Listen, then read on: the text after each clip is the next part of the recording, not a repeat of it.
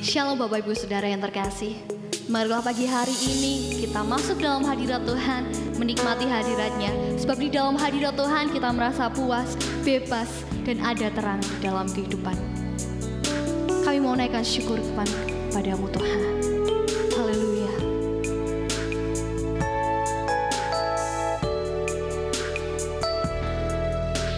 Di hadirat-Mu aku puas, di hadirat-Mu aku bebas, di hadirat-Mu ada terang kehidupanku, pernyataan kuasa kekuatan-Mu.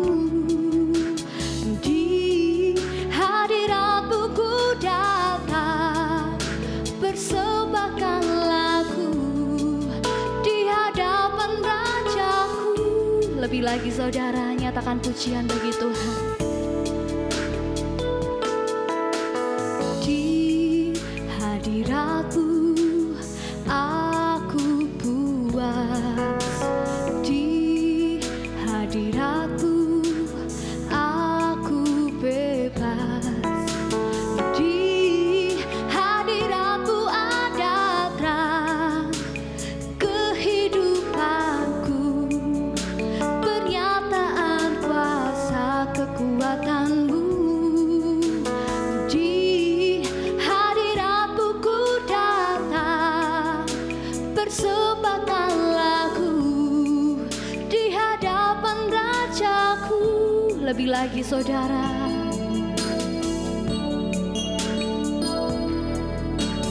di hadirat-Mu aku puas, di hadirat-Mu aku bebas, oh di hadirat-Mu ada terang kehidupanku, pernyataan kuasa kekuatan-Mu.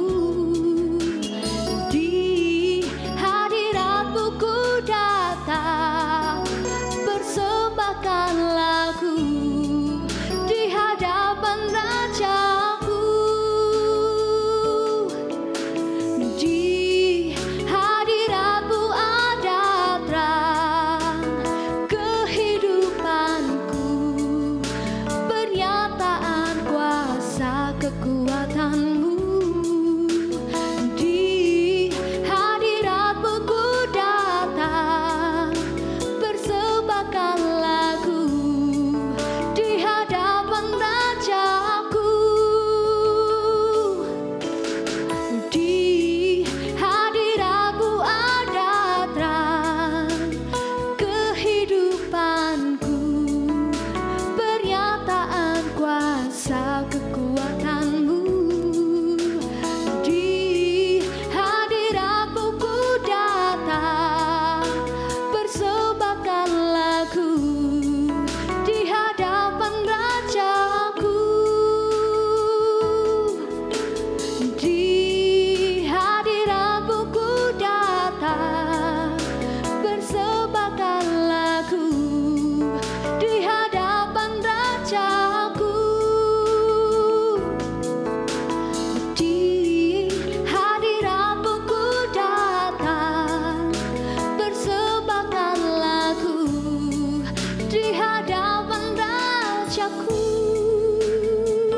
Mari pujian,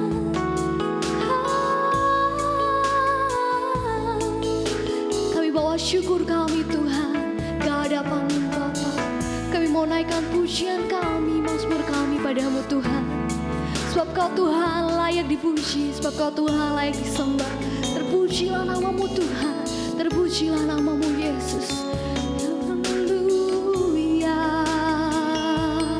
kami puji namamu Tuhan. Kami sembah dengan hati kami yang rindu, lebih masuk dalam hadirat-Mu Tuhan. Yes, Tuhan, sebab di dalam dalam hadirat-Mu Tuhan, kami bebas Tuhan. Sebab di dalam hadirat-Mu Tuhan, kami dipuaskan. Dan karena Engkau Tuhan, kami bisa menjadi terang bagi sesama kami Bapa. Dan tiba saatnya Tuhan, kami akan mendengarkan sabda kebenaran akan firman-Mu. Berbicaralah untuk setiap kami Bapa, sebab kami siap mendengar. Kau berkati telinga kami, Kau berkati hati kami Bapa. Kiranya benih yang ditabur dapat berakar, bertumbuh, bahkan berbuah demi kemuliaan nama-Mu Bapa. Kami siap mendengarkan firman-Mu di dalam satu nama Tuhan Yesus. Haleluya. Amin. Shalom saudara yang terkasih dalam nama Yesus. Kita akan belajar kebenaran firman Tuhan. Tema firman Tuhan hari ini yang saya sampaikan adalah kasih karunia Bapa. Untuk mempersingkat waktu, kita langsung buka saja Lukas 5 ayat yang ke-20. Saya akan bacakan. Maka bangkitlah ia dan pergi kepada bapanya. Ketika ia masih jauh, ayahnya telah melihatnya, lalu tergeraklah hatinya oleh belas kasihan. Ayahnya itu berlari mendapatkan dia, lalu merangkul dan mencium dia. Tema hari ini adalah kasih karunia Bapa. Wow. Jadi dalam Lukas ini, khususnya pasal 5, ini adalah perumpamaan menggambarkan kasih karunia Bapa terhadap seorang anak yang telah pergi jauh berbuat dosa dan meninggalkan Allah atau Bapa tadi, ketika kembali diterima. Ini kasih karunia Bapa. Nah, saudara yang terkasih dalam nama Yesus Kristus, sebetulnya seperti apa kasih karunia Bapa itu? Nah, kalau kita belajar dalam konteks perumpamaan ini, kasih karunia Bapa tidak melihat masa lalu, tidak melihat latar belakang. Coba kita naik sebentar ke ayat yang ke-12. Perhatikan. Kata yang bungsu kepada ayahnya, Bapa, berikanlah kepadaku bagian harta milik kita yang menjadi hakku. Lalu ayahnya membagi-bagikan harta kekayaan itu di antara mereka. Ayat yang ke-13, beberapa hari kemudian anak bungsu itu menjual seluruh bagiannya itu, lalu pergi ke negeri yang jauh. Di sana ia memboroskan harta miliknya itu dengan hidup berfoya-foya. Saya ulangi lagi, kasih karunia Bapa tidak melihat masa lalu. Kalau di sini terjemahannya berfoya-foya, dalam terjemahan lain dia berpesta pora, berfoya-foya dengan pelacur-pelacur. Jadi anak bungsu tadi, dia tidak menghargai orang tua. Kenapa nggak menghargai orang tua? Karena meminta harta bagian yang belum waktunya. Tapi kan itu tradisi, Pak. Iya, tapi hartanya diboroskannya. Sama saya tidak menghargai orang tua. Dia pergi ke tempat yang jauh, berpesta pora, berfoya-foya dengan pelacur, artinya hidup dalam dunia perjinahan atau jauh dari Tuhan. Tetapi lihat ayat yang ke-20 tadi, Tuhan menerimanya.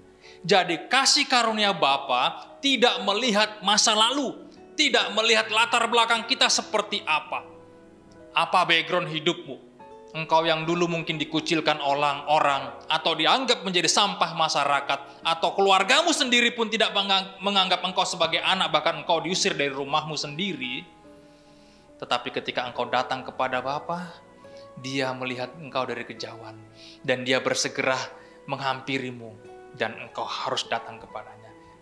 Nah, saudara yang terkasih dalam nama Yesus, kasih karunia Bapa tidak melihat masa lalumu seburuk apa, sekelam apa, hidupmu yang penuh dengan lembaran hitam, yang begitu mengerikan. Tuhan tidak melihat itu, tapi Tuhan melihat apa? Perhatikan ayat yang ke-17. Ayat yang ke-17 ya. Lalu ia menyadari keadaannya, katanya, ayat yang ke-18, aku akan bangkit dan pergi kepada Bapakku dan berkata kepadanya. Artinya apa, saudara-saudara? Tuhan hanya ingin engkau menyadari kesalahanmu. Tuhan hanya ingin engkau bangkit dan menghampiri Bapa tadi. Karena Bapa di surga kita, Allah kita itu bukan manusia. Kalau manusia mungkin bisa melihat masa lalu kita, selalu mengungkit-ungkit masa lalu kita, selalu mengungkit-ungkit masa lalu kita yang kelam, itu manusia. Tapi Tuhan tidak. Ketika engkau bangkit dan menyadari kesalahanmu datang kepada Bapa, dari kejauhan Dia melihat engkau. dan datanglah kepadanya. Tuhan akan mengampuni. Nah, kalau di ayat yang ke-20 tadi saudara perhatikan, dia melihat engkau dan tergeraklah hati dengan belas kasihan, lalu merangkul. Merangkul itu lambang penerimaan. Mencium itu lambang pengampunan. Tuhan itu seperti begitu. Bapa kita itu bukan manusia yang kalau kita berdosa, kadang kalau orang bukan cuma dirangkul, bukan cuma dicium, bahkan justru diusir atau dikucilkan atau dikesampingkan. Tapi Tuhan tidak.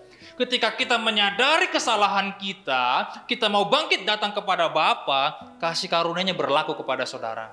Dia akan merangkulmu. Bahkan dari kejauhan saja, engkau sudah punya niat menyadari kesalahanmu, hati Tuhan sudah tergerak dengan belas kasihan.